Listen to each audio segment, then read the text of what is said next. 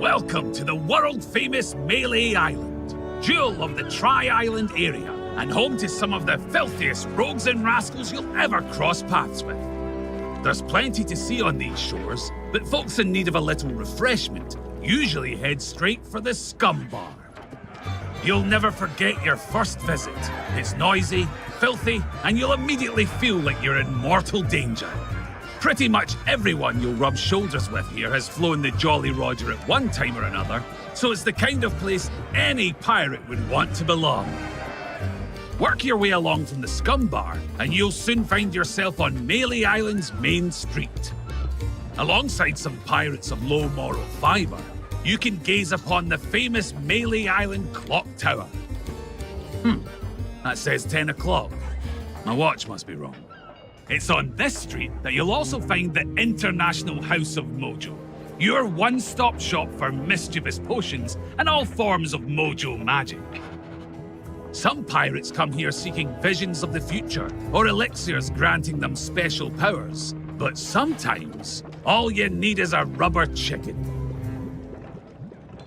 This is the only general store on Melee Island, which means the prices here reflect a captive market. You won't get the warmest of welcomes from the storekeeper, though. He gets a little paranoid around pirates.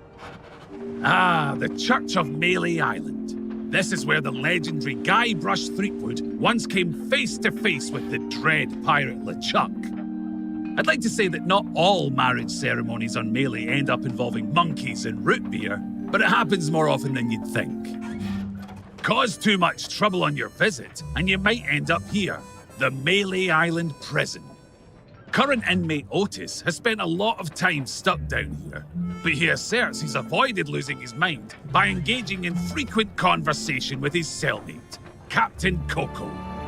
This is the Governor's Mansion, probably the fanciest place on Melee Island. It used to be guarded by a ravenous pack of piranha poodles, but there's no need for that since the legend of Monkey Island became governor.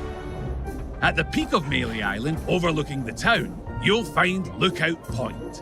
The perfect spot for, well, looking out. Here you can get the lay of the land and plot the path to your next destination.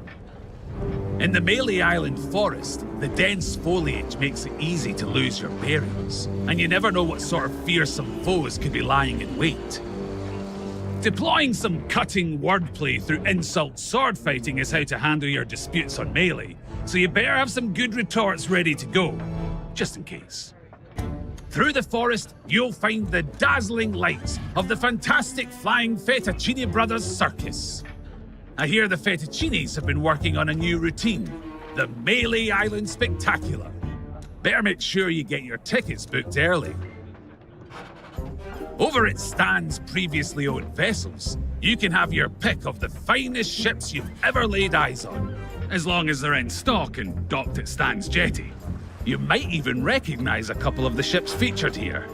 And did someone say custom obsidian upgrades? You won't find deals like these anywhere else.